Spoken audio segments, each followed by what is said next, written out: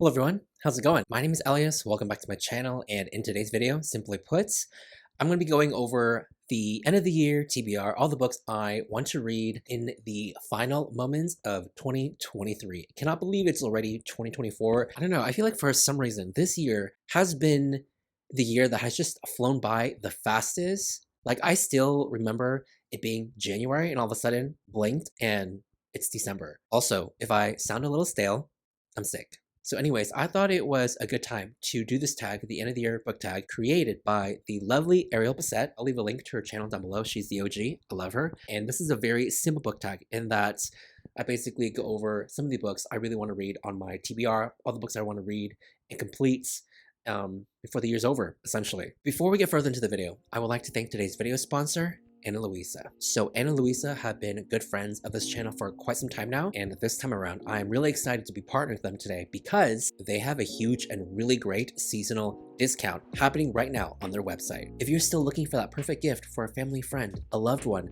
your spouse, your neighbor, yourself even, you can stop right there because Ana Luisa has got your back. I really love all of the timeless classic jewelry pieces that Ana Luisa has to offer. They're a green jewelry company that offers simple yet high quality jewelry pieces. So this time around, I chose 3 pieces from Ana Luisa, and let me show you. So the first piece that I got is a watch strap bracelet, and I got this in silver. I would wear this in a more established professional setting. It sort of elevates the whole outfit overall. The second piece are the Roy silver earrings that I chose. And this piece is really interesting, really cool, because it sort of hooks behind the ear with a clasp in the back, but the front of it is sort of like a sleek, stylized raindrop, if you will. Last and not least is my personal favorite so far is the Sunny silver necklace. This is sort of like a simple rustic piece with just sort of like a chrome heart at the end of it. I really love it. I've been wearing it pretty much everywhere I go. But those are the 3 pieces that I chose from Ana Luisa. So if you're looking for the perfect gift for all of your jewelry loving friends this holiday season, then you can check out the link down below. As always, everything will be linked, and thank you once again to Ana Luisa for sponsoring today's video.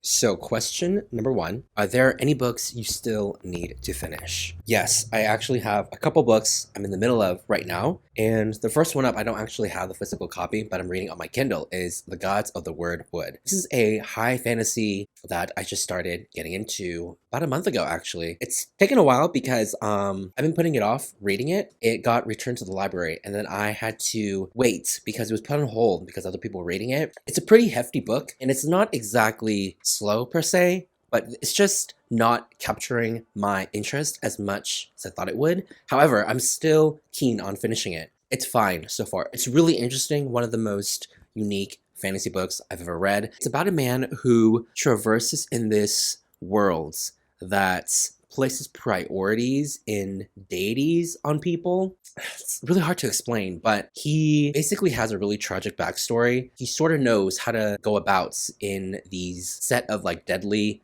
woods, this really dangerous forest, right? He knows how to navigate it. And so when he stumbles upon a younger person who sort of reminds him of himself when he was a lot younger, takes it upon himself to help his child, because the way abilities work in this world, it's just so complicated.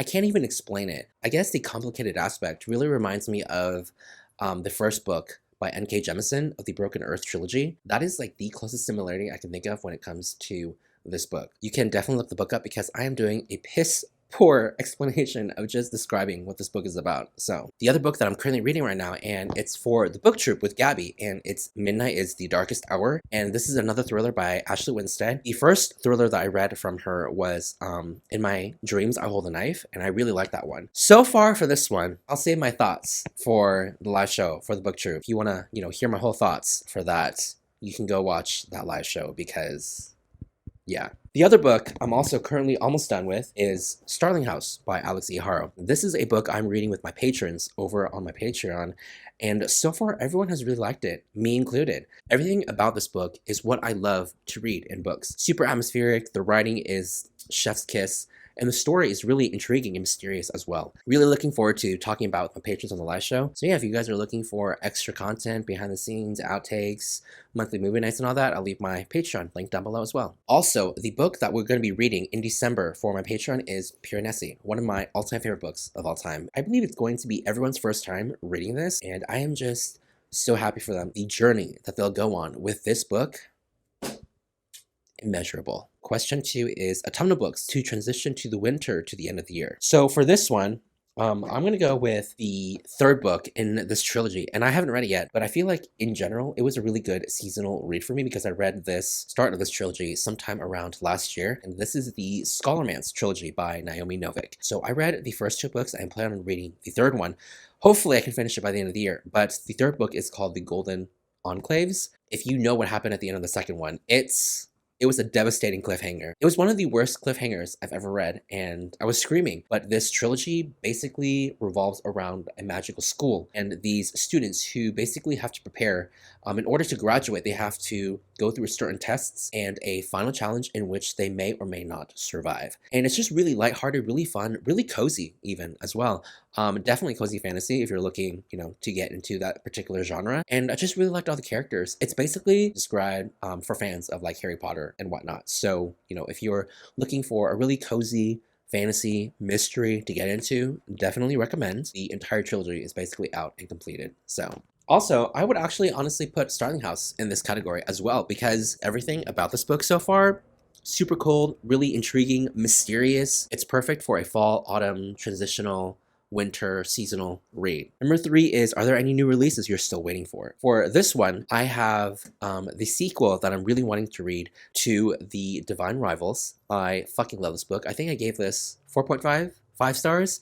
Anyways, I really love the writing, the story, the characters, and the sequel comes out literally next month, well, in December, which is in a few days. So this one was really magical, really slow, and the romance in here was top tier. I actually don't even read a lot of romance or even like to read romance, but I just really like the tension and the dynamic between the 2 characters here. It is enemies to lovers. It does end on a cliffhanger as well, and I thought it was going to be a standalone, but it isn't. This is also another slow atmospheric book that surprisingly does have a touch of historical fiction fantasy to it as well. It was really interesting how the author would weave in fantasy elements into sort of like this historical time period, if you will. I'm hoping that in book 2 we'll dive more into the fantasy elements. This book primarily follows these 2 characters who are fighting in a war that has to do with these opposing gods who are actually well alive, kicking, breathing, and walking amongst human beings. These 2 characters get caught up in this devastating war with dire consequences. Really looking forward to book 2. The other book that I'm really excited for is The Invocations by Crystal Sutherland, and this is YA. I read her first book, House of Hollow, and I thought it was super sophisticated, really just stylistic, and just more elevated and different from the other YA books that I have read. And The Invocations is also another standalone revolving around these 3 girls who are intertwined when they get caught up with a serial killer. However, one of these girls is a witch, another is a character who was cursed after a deal with a demon goes horribly wrong. So we have these really cool magical realism aspects in sort of like this thriller setting, which I think is really unique, and I'm really looking forward to it. Number 4 is 3 books to read before the end of the year. So aside from all the books that I'm talking about, because clearly I'm not going to get through all of these by the time 2024 rolls around. Actually, never say never. You never know. I might. So the 3 books that I'm really hoping to get to by the end of the year, one of them being Dragon Keeper by Robin Hobb. So far, it's pretty much my favorite fantasy series of all time. So I'm pretty much like halfway through of this 16 book series. And it's just so good, so good. However, the series that I'm currently on right now, A Quartet, it's going back into a different part of the world with these different characters. And all I want to do is go back to the characters that I really, really love. All those characters that you meet in the first trilogy. I can't do that. I want to read by publication order, and this is the order that is recommended. So I cannot just skip 4 books of these characters because they do impact the story and the characters in the last trilogy. So this is the first book in the quartet. It's a quartet. It's a 4-book series. There are familiar characters that I've heard make an appearance from the second trilogy, which is the Ship of Magic. That is pretty much the only reason why I've put the series off for so long. It's because I miss the world that I was in the previous or third trilogy. So it gets a little confusing, but I've pretty much made spoilery and non-spoiler videos for each section of the series, for each trilogy, so you can definitely check it out if you're curious about the whole Realm of the Elderlings series, and it's fantastic. If you're looking for a really great characterization, epic scenes, just really high stakes and consequences that just stretch on for miles and impact different characters in other parts of the world, definitely recommend. I mean, I'm already like stuck with the Gods of the Wordwood, and that's a 500-page book, right? So this one is also 500 plus pages. So We shall see. I'm not even getting my hopes up for this. The next book, a high priority on my TBR, is A Study in Drowning by Ava Reed. And this one I'm really looking forward to reading because it has to do with like fairies. Where YA really shines for me is when the plot has to do with like magic with fairies, sort of in that realm of possibility. So it's about a young girl who finds a copy of this book that is about a mortal girl who falls in love with a fairy king. And, you know, dire stuff happens. And that's pretty much all I know about it. And I've heard really good things so far. So yeah, I've been really looking forward to reading this book ever since I've heard about it. All right, so the next book I'm really looking forward to reading is The Dark Heir. And this is the second book in, I don't know if it's a trilogy or a series, but the first book is called Dark Rise. And I really liked it. I thought it was really unique, really slow, really methodical. However, I really like the writing style and the characters here as well. This is also another YA. However, I thought it was really dark and mature for a YA book, and I really enjoyed it. The sequel has finally come out, albeit like 2 years later. I feel like it's a little underrated because I don't hear or see anyone talking about it at all. But I really like the cover, and I do remember what happens at the end of book 1. So I'm really looking forward to reading what happens next in the second book. Also, cannot not end the year without, you know, a couple thrillers as well. First up, we have A Flicker in the Dark. I've heard nothing but great things on this. The reviews on Goodreads have been astronomically high, but this one I sort of have high expectations for. It's about a young woman where a local girl in her town goes missing. However, this echoes a past tragedy in her childhood where several other girls went missing as well. The second thriller is What Lies in the Woods. And this one I heard is also really chilling, really good as well. And it's about a young woman who survived a horrific accident when she was a kid. She was stabbed, I believe, 17 times, according to the blurb. She survives and manages to put the perpetrator away in jail. Of course, things are not always as they seem to be because her friend goes missing and she sets out to find the truth of what exactly happened in the woods that day. And the last thriller that I'm hoping to get to is All the Dangerous Things. And all I know about this one is that it follows a young mother whose kid goes missing and she goes on a quest to find him. But so far from what I've been hearing and seeing, these are the top 3 thrillers going on right now. I might do a thriller reading vlog where I read these 3 thrillers, but we shall see. Number 5, is there a book that will still shock you and become a new favorite of the year? So for this one is a book that I haven't talked about yet, and it's a fantasy. It's called A Spear Cuts Through Water, but I really want to read it because I've heard nothing but really raving things about it, and it sounds like a book that I might like. And my friend Max from Well Done Books personally recommended this book to me and saying that I might really like it, like it's up my alley. So I trust you, Max, so we'll see. But apparently this book is about 2 young warriors who have to transport a divine being across the continent while being chased by a corrupt emperor and his sons. I've also heard from Reagan that this is one of the most unique fantasies that she's ever read. I've heard the writing style is really unique and just unlike any other form of storytelling out there.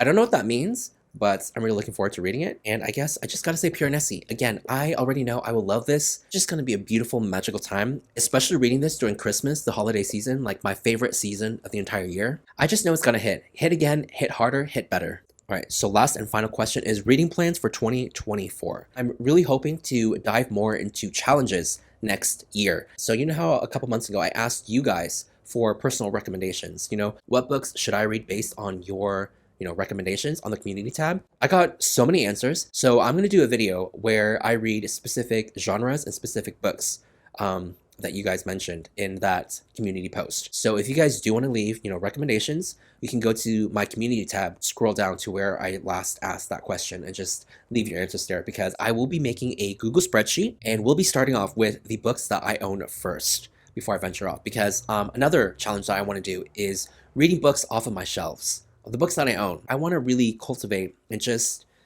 grind my collection down. Just keep the books I really want to read, Another reading plan that I have for 2024 is to read more Japanese translated fiction. Almost every single book that I have read that has been translated from Japanese, it's just been so beautiful, mesmerizing, and just, I don't know, evoking some sort of like compassion and empathy. Like everything about Japanese books that I've read so far, I fucking love, especially coming back from Japan. So if you have any recommendations with Japanese translated books, please let me know. And last but not least, I do want to finally finish the Realm of the Elderlings series. So I do have 7 books left.